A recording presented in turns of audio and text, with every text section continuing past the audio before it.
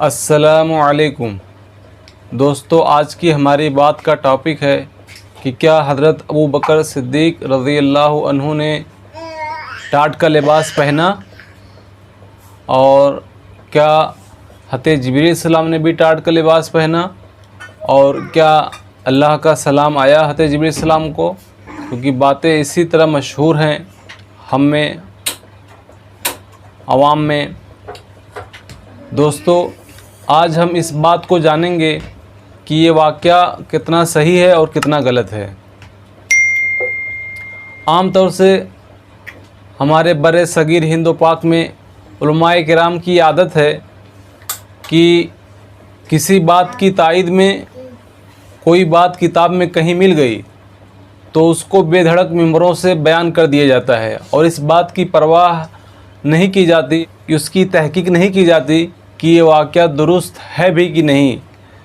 जो इमाम फिर रिजाल हैं वो इस बारे में क्या कहते हैं, वो इसकी तहकीक नहीं करते और बेधड़क मिंबरों से इसको बयान कर दिया जाता है। तो होता क्या है कि आवाम में बहुत सारी ऐसी बातें मशहूर हैं जो बेबुनियाद हैं, मौजू हैं, मनगढ़ंत हैं, ज़ईफ़ हैं, जिनका दीन से कोई लेना देना नहीं है।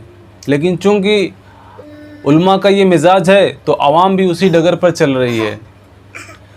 तो दोस्तों, आज हम जानेंगे कि ये वाक़या कितना दुरुस्त है। तो दोस्तों, इस वाक़े को हम दो हिस्सों में डिवाइड करेंगे।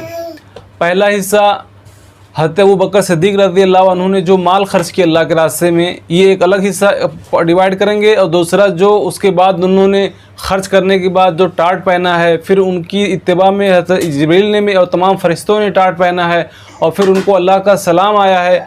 इन सारे वाक़यों को हम दूसरे पार्ट में रखते हैं।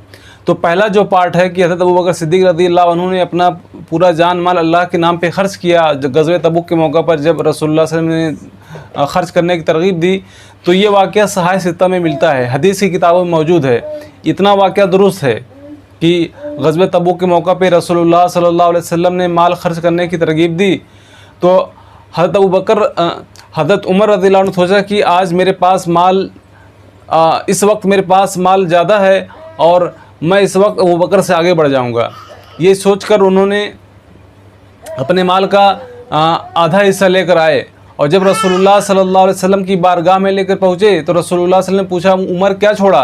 तो फरमाया, रसूलुल्लाह जितना आपके सामने है, यानी आधा छोड़ कर आया हूँ, आधा लेकर आया हूँ। और फिर अबू बकर रज़ी अल्लाह अन्हु आए तो आप सब ने उनसे पूछा कि अबू बकर कितना छोड़ा? तो अबू बकर रज़ी अल्लाह अन्हु फरमाया कि या रसूलुल्लाह सब कुछ लेकर आया हूँ, सिर्फ़ अल्लाह उसके रसूल को अपने घर पर छोड़कर आया हूँ, यानी जितना था सब ले आया मैं। तो दोस्तों, इतना वाक़या तो दुरुस्त है, सही है, क्योंकि ये जो है सहाह सित्ता में मौजूद है, हदीस की किताबों में मौजूद है। इसके बाद जो दूसरा हिस्सा है कि हज़रत अबू बकर रज़ी अल्लाह अन्हु ने पूरा माल खर्च करने के बाद टाट पहना और फिर जो है कांटे लगा लिए उस पर बटन के तौर पर, और फिर उसी तरह अल्लाह के रसूल सल्लल्लाहु अलैहि वसल्लम की बारगाह में हाज़िर हुए। और फिर रसूलुल्लाह सल्लल्लाहु अलैहि वसल्लम क्या देखते हैं कि जिब्रील भी आ गए तो आपने जिब्रील से पूछा, जिब्रील तुम्हारी ये क्या हालत है, यानी तुमने ये टाट क्यों पहना है? तो जिब्रील सलाम ने कहा, या रसूलल्लाह अबू बकर ने अपना पूरा माल अल्लाह के नाम पे खर्च करके ये टाट पहना है, तो उनकी इत्तिबा में अल्लाह ने हुक्म दिया है कि तमाम आसमान के फ़रिश्तों अबू बकर की इत्तिबा करो। तो हम सब आसमान के फ़रिश्तों ने यही लिबास पहना है, टाट का लिबास। तो फिर जिब्रील सलाम कहते हैं, या रसूलल्लाह अल्लाह ताला ने फरमाया अबू बकर से पूछो क्या इस हाल में मुझसे राज़ी हैं? तो बकर रज़ी अल्लाह फरमाते मैं अपने रब से राज़ी हूँ।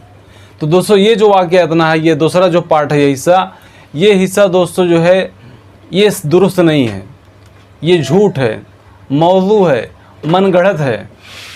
अब इसके लिए आप जो इमाम फिर रिजाल हैं, तशख़्ख़ुफ़ फ़िल हदीस है, उनकी किताबें उठाएँ और देखें, चाहे वो इब्न हब्बान की किताबुल मजरूहीन देख लो और हाफिज़ ज़हबी की मीज़ानुल इत्तिदाल उठा के देख लो, तो आपको मिल जाएगा कि सब ने लिखा है कि भाई, और इस तरह दीगर किताबों में ये वाक़या आया है तो सब ने इसको जो है इसको मौजू लिखा है, झूठ लिखा है, गढ़ा हुआ ये वाक़या है। तो दोस्तों, इस वाक़े की कोई हकीकत नहीं। हाँ, इतना वाक़या दुरुस्त है कि उन्होंने अल्लाह के नाम पर अपना जान माल खर्च किया, बाकी उसके बाद का जो जितना वाक़या है ये सब झूठ है। इसको रसूलुल्लाह सल्लल्लाहु अलैहि वसल्लम तक निस्बत नहीं करनी चाहिए और इसको बयान करने से बचना चाहिए, औरों को भी रोकना चाहिए।